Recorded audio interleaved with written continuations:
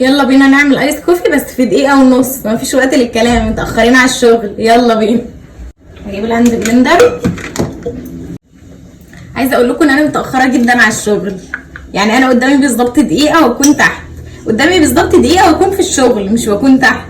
المفروض ان فوشة مستنيني عشان يوصلني، هو لو عارف ان انا قاعدة بعمل ايس كوفي دلوقتي هيعملني معاملة الشاورما. هحط هنا معلقة كبيرة محترمة، يعني في ناس بتحط معلقتين بس انا بكتفي بمعلقة واحدة بس. هحط شوية مية سخنة. انا ما بحطش سكر ولا عسل ولا اي حاجة من الحاجات دي. هنضربه بقى، نضرب فيه لحد ما يبقى له اصحاب وتلاقيه عمل فوم كبير قوي لفوق.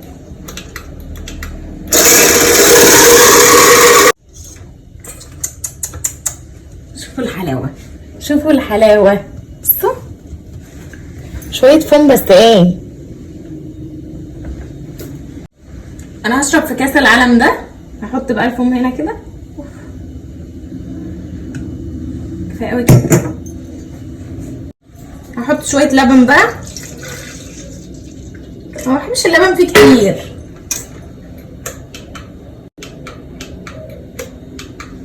ما بحبش اللبن فيه كتير خالص علشان انا كيفة قهوه يعني، فتلاقيني ما بحبش اللبن خالص. على فكره الناس اللي بيحبوا القهوه هيفهموا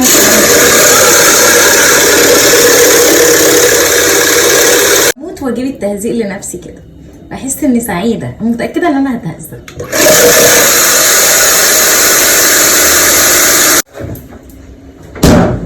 هنحط بقى التلج هنا.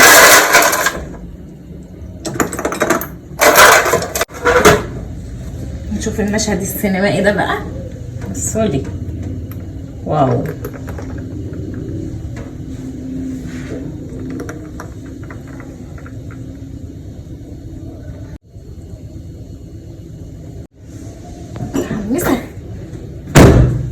متحمسه ومتاخره الاتنين سوا.